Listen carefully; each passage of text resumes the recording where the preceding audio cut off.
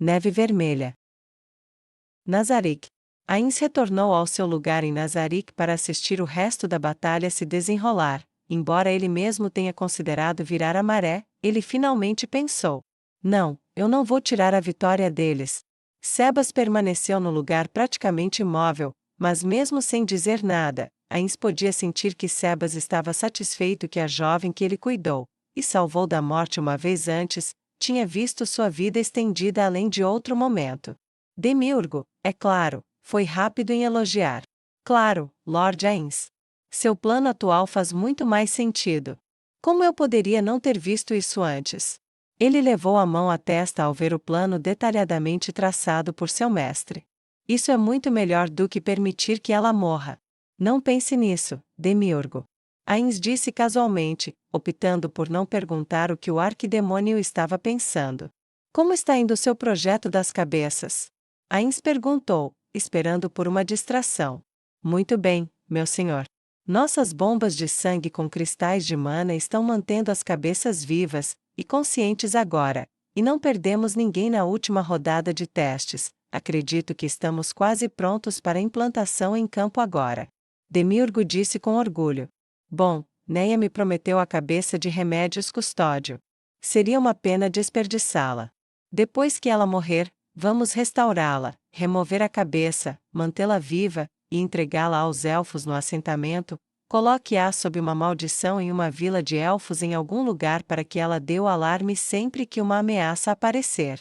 Esse parece um fim adequado. Ains disse casualmente. Demiurgo sorriu pelo resto do dia, muito feliz com a astúcia e inteligência de seu mestre. Prat. Quando a espada desceu e se enterrou na garganta de remédios, Neia não sentiu o alívio que pensava que sentiria. Em vez disso, sua mente voou de volta para o assassino, o homem que tentou acabar com sua vida enquanto ela dormia, e a maneira como ele foi enforcado por isso. Ela se afastou do cadáver dele na chuva naquele dia, estava sozinha, e tudo o que sentiu foi tristeza pelo desperdício. Agora aqui ela enterrou a lâmina na carne com tanta força que a espada permaneceu ereta no chão, balançando para frente e para trás enquanto ela soltava o punho. O corpo de remédios ainda não sabia que havia morrido, ainda estava se contorcendo como se ainda houvesse alguma vontade humana de lutar dentro dela, mas Neia havia matado o suficiente para saber que isso era apenas o fim acontecendo. Ela não iria se levantar novamente, não disso. Neia. Scanna disse quando a papa olhou para a cabeça quase decepada. A papa olhou para cima. Eu sei. Neia disse, e olhou ao redor. Termine o resto. Ela pegou sua própria espada, e ao lado de Scanna, elas começaram a se mover em direção à briga. A luta havia se afastado consideravelmente do portão agora. Pesados cavalos mortos-vivos eram terrivelmente difíceis de abater. Embora não impossíveis, eles estavam se aproximando do acampamento inimigo, o suficiente para que, quando chegassem na metade do caminho, Cezê abandonasse sua posição para se juntar ao par. Está melhor?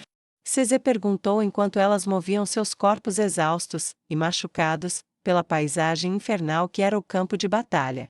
Não. Neia respondeu severamente. A terra congelada e agitada se misturou com a neve derretida pelo calor dos corpos humanos vivos, e a perda de sangue que os transformou em mortos criou uma visão sombria e feia. Homens e mulheres gemiam onde estavam, se tiveram sorte ou não quando comparados com os imóveis era discutível, para dizer o mínimo. Sujidade, gritos e mãos estendidas, pedindo ajuda que ninguém do trio poderia fornecer, e isso assombraria a consciência da papa. Ela se lembrou de um livro que leu em seu tempo livre quando estava em Nazarick. O camarada que caiu, e gritou por socorro, por quem passei, eu me julgo no julgamento do meu coração, e portanto, sou culpado. Ela recitou as palavras suavemente, mas seguiu em frente. Ela queria olhar para os corpos de seus companheiros, especialmente o comerciante cujo coração ela havia perfurado, mas agora não era o momento. Ela sentiu o olhar dele sobre ela, perfurando-a perguntando por que ela não tinha crescido mais rápido. Elas estavam a meio caminho do alcance agora. Elas ainda podiam ouvir a luta atrás delas. Neia não precisava olhar para saber o que estava acontecendo. as forças de segurança do portão tinham visto a vitória começando em sua localização, e escolheram enviar ajuda. Portanto, os observadores de sua cidade escolheram atacar suas localizações para evitar um ataque à retaguarda ou aproveitar o agora esgotado portão sul.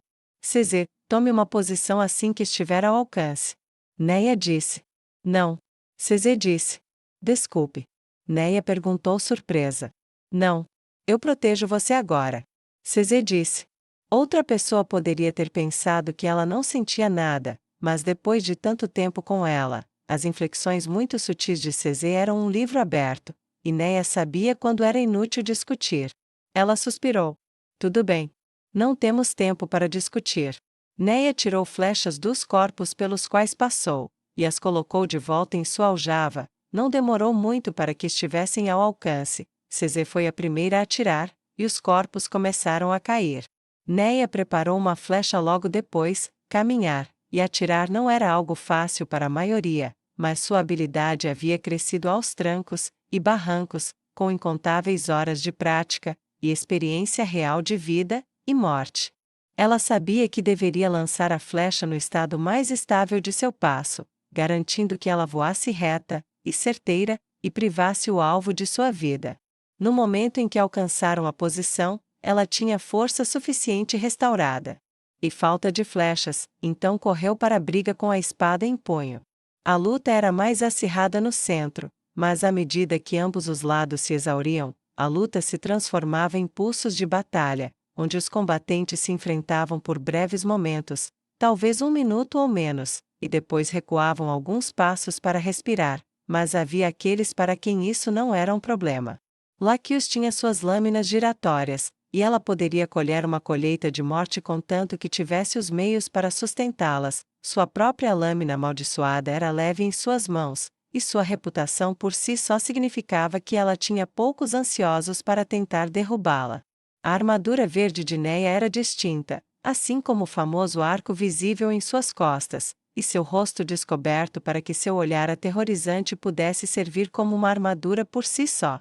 Além disso, ela carregava sua lâmina feita com artes rúnicas, que era tão afiada quanto a inteligência de um comediante, e mesmo que não fosse sua especialidade, ela era muito mais experiente do que a maioria daqueles que poderia enfrentar, e contava com o apoio de sua esposa à sua esquerda, e de sua guarda-costas à direita dela. Centímetro por centímetro, os recrutas de remédios custódio foram forçados a recuar, e a barreira cresceu entre eles e os aliados restantes da teocracia Slane. Sem o melhor das melhores escrituras, seu poder foi efetivamente reduzido pela metade, ou pior, e embora eles pudessem até matar aqueles dos famosos 100 que estiveram com Neia desde que começaram a guardar a caravana comercial de Tinamok, nem o Holocausto nem as Escrituras Negras foram treinadas para lutar como parte de um exército. Eles lutaram individualmente ou, na melhor das hipóteses, em pequenos esquadrões. Com o equipamento que os poucos selecionados receberam, a ameaça das Escrituras era muito elevada, mas mesmo que os 100 não conseguissem derrubá-los, eles poderiam mantê-los na defensiva e ameaçar constantemente os flancos. Neia soltou sua voz, gritando contra seus inimigos. Ela pisoteou as próprias nuvens com seus trovões, invocando terror e medo, enquanto em seus aliados foi tão linda quanto flores na primavera, encorajando-os e enchendo seus corpos com energia e coragem para lutar. As bolas de fogo de Fluder atingiam constantemente um flanco repetidas vezes, concentrando seu fogo com efeitos devastadores, e poucos anjos restavam no ar. Aqueles que os convocaram gastaram gradualmente sua mana, e foram reduzidos ao combate corpo a corpo. As flechas eram praticamente inexistentes, poucas restavam.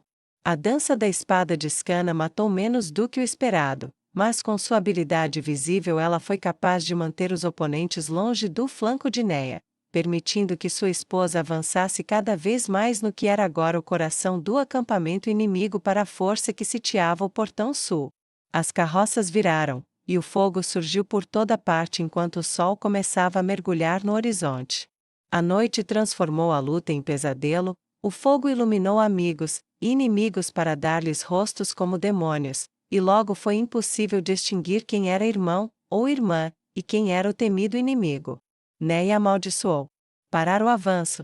Ela gritou alto o suficiente para ser ouvida. Isso não encorajou, como ela temia, seus inimigos, pelo menos pareceu encorajá-los a fazer apenas o que queriam fazer, e isso era fugir com suas vidas intactas. A força do sul começou a se retirar, e a partir daí partiu totalmente para a derrota. Não estamos perseguindo? Scanna perguntou incrédula. Estamos esgotados, se formos persegui-los, vamos persegui-los à noite quando eles estiverem desesperados. Mande uma mensagem para as aldeias ao longo do caminho. Duvido que eles tenham sido muito bons com os lugares por onde passaram. Nossas milícias irão caçar muitos deles apenas por vingança. Ela mordeu o lábio, pensativa, e depois acrescentou: Vamos despachar a cavalaria assim que voltarmos para a cidade, e mantermos a pressão alta, mas nosso exército aqui está destruído além de nossa capacidade de lutar. A voz de Neia estava cheia de exaustão quando ela deu suas instruções, e depois de limpar o sangue de sua espada, ela a embainhou, e olhou ao redor. O acampamento estava um desastre, cascas queimadas de carroças, e corpos, tecidos, barris, tudo arruinado, torto, quebrado, e despedaçado. Ela supôs que deveria ter erguido a espada, e gritado vitória, mas não se sentia tão vitoriosa quanto pensava. Volte para a cidade, primeiro, e segundo, muro ocidental. Terceiro, e quarto, muro leste. Quinto, siga-me pela cidade até o muro sul. Cesê, Scanna, Laquius. Vocês estão comigo. O grito de Neia ecoou pelo campo, lembrando a todos que, independentemente do que tivesse acontecido onde eles estavam, a luta poderia ainda não ter terminado. Se nossas forças se separaram, não se envolva. Volte para a cidade, coma, e durma. Se você quiser morrer, não faça isso no escuro, onde ninguém o verá. Morra à luz do dia, pelo menos você terá uma boa noite de sono primeiro. Ela gritou com a voz mais humorística que pôde, arrancando risadas sombrias, e muitas vezes forçadas da plateia. Foi uma caminhada de volta sombria. O terreno não era tão grande, apenas 1,5 km, antes parecia tão interminável. Agora parecia nada, mas era um nada muito sombrio. Quando eles chegaram a 1/8 de milha do portão, Neia encontrou o corpo de Remédios, a espada ainda saindo dos restos da paladina caída. Ela olhou para o cadáver, e se ajoelhou ao lado dele. Laquius colocou a mão no ombro de Neia. E Neia fechou os olhos vazios da paladina morta. Você está bem? Laquius perguntou preocupada.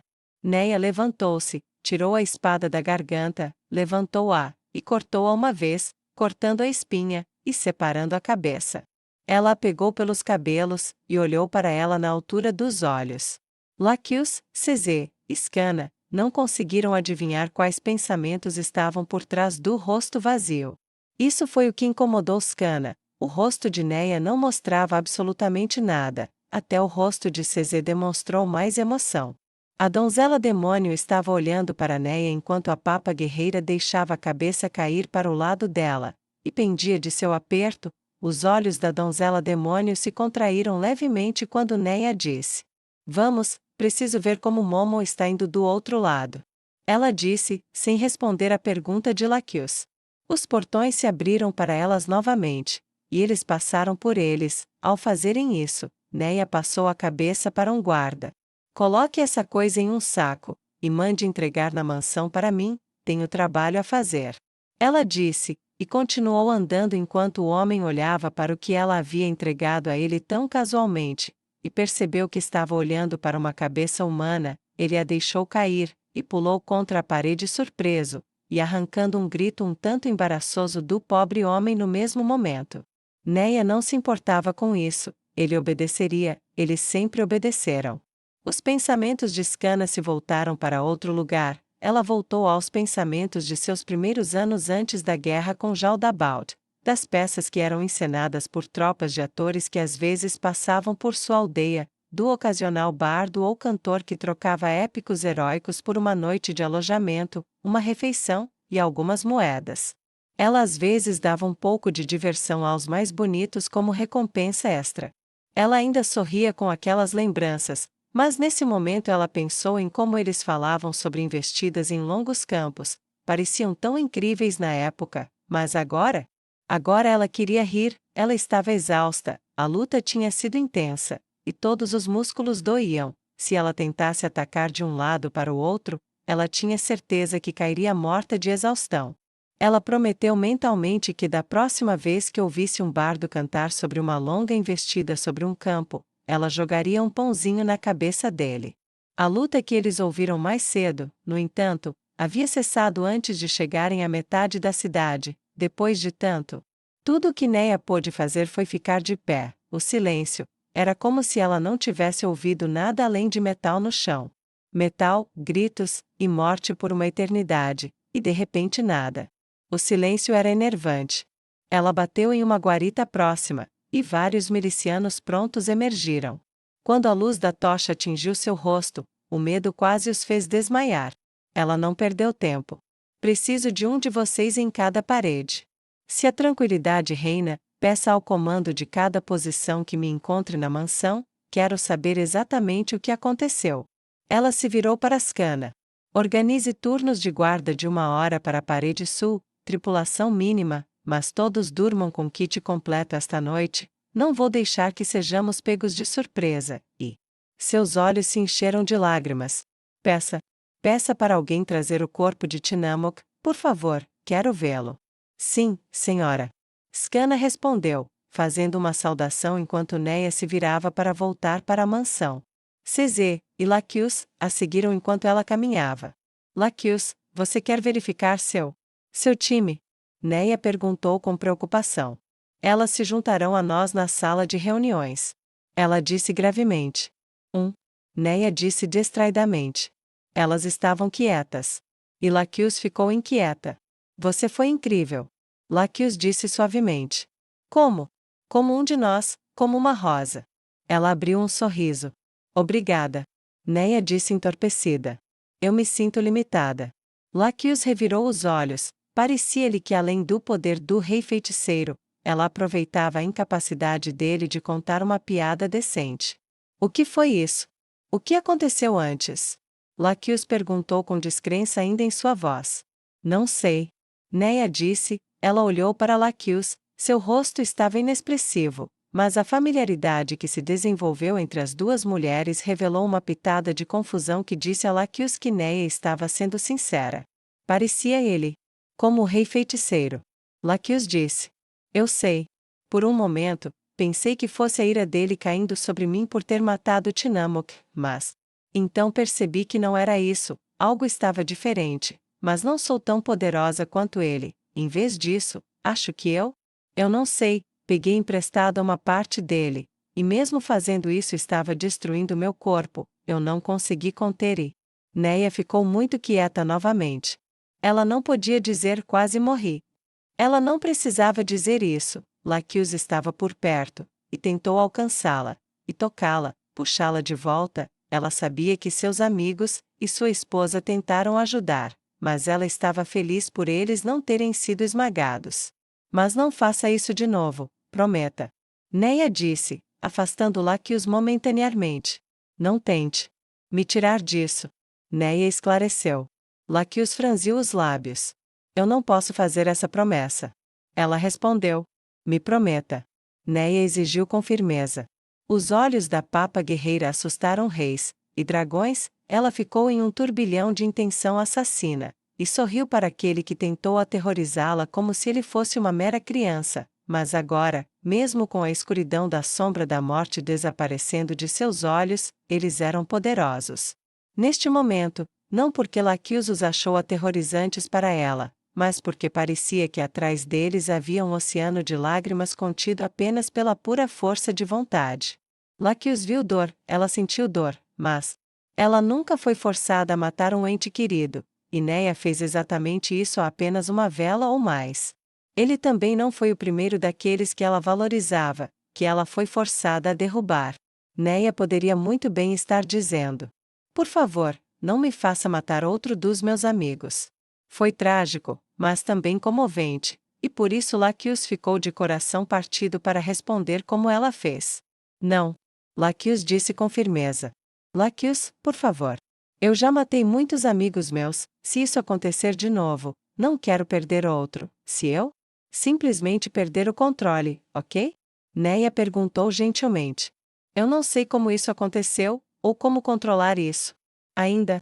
Mas se acontecer de novo, as coisas estarão ruins, muito ruins, e é melhor me usar como uma arma que protege meus amigos, do que me deixar ser o acidente vivo que os destrói. A voz de Neia não era um martelo, era uma chuva suave que acariciava a pele, havia um poço profundo dentro daquele rosto vazio. A voz de Laquius era paciente, gentil e nobre, cada sílaba indicava sua boa educação. Neia, talvez quando nos conhecemos éramos apenas trabalhadores e representante do cliente. Mas para o bem ou para o mal, nós nos ajudamos, lutamos juntas, moramos juntas naquela mansão, somos amigas, então eu sei o que você está perguntando, e por que está perguntando. E dada a inversão de nossas posições, eu perguntaria o mesmo que você, e você diria não, o mesmo que estou fazendo agora. Prometo que não correr riscos indevidos. Mas você não pode me pedir para ficar de lado, e ver o corpo da minha camarada ser dilacerado. Doeu ter que dizer isso, negar um pedido tão sincero, mas quando Neia olhou nos olhos nobres de sua contraparte comandante, ela viu, por sua vez, uma tristeza que refletia a sua própria, ao pensar em abandonar um camarada. Ela não perguntou novamente. Neia olhou para Cesé. Não pergunte. A empregada demoníaca respondeu antecipadamente, e se fechou. Então é assim que é se sentir frustrada, e orgulhosa ao mesmo tempo. Neia disse, abrindo um pequeno sorriso. Pode ter sido forçado, mas estava lá.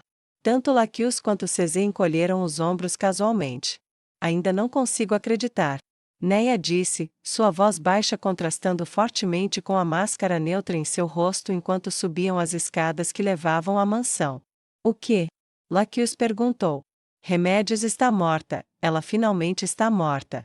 Todo esse tempo, todo o horror, todo o sangue, e um golpe rápido depois, então ela está morta, e sua cabeça provavelmente está em um saco de batatas vindo para cá agora.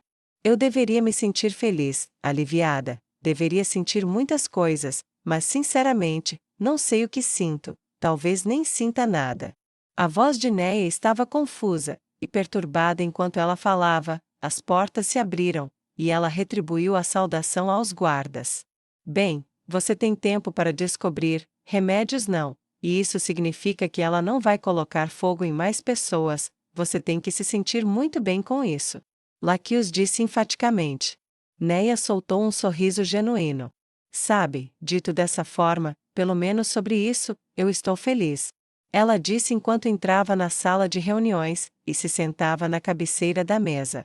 Poucos minutos depois, o resto da Rosa Azul, Momon, Utis, Scana, entraram, e se sentaram à mesa. Logo atrás do último deles veio um guarda que carregava um saco de batatas, ele se aproximou de Neia, e estendeu-o para ela desconfortavelmente. Obrigada. Ela disse a ele. Desculpe por ter feito você cuidar disso, pensei que precisava fazer mais desses, você está dispensado, soldado. Ela deu-lhe um sorriso fraco, depois uma saudação, e quando ele retribuiu a saudação, ela o deixou sair, o que ele fez, muito rapidamente. Quando o último deles se sentou, Neia levantou-se, estendeu a mão, tirou a cabeça do saco, e ergueu-a para toda a mesa ver. Resolvemos um grande problema hoje, mas agora quero saber como foi para o resto de vocês. Ela disse, deixando-os olhar longamente para a cabeça de Remédios Custódio, antes de colocá-la de volta na bolsa, e depois no chão, colocou a bota no topo da cabeça, e desejou que Remédios pudesse senti-la. Sr. Momon, você iria primeiro? Ela perguntou, olhando diretamente para o herói Corvo Negro.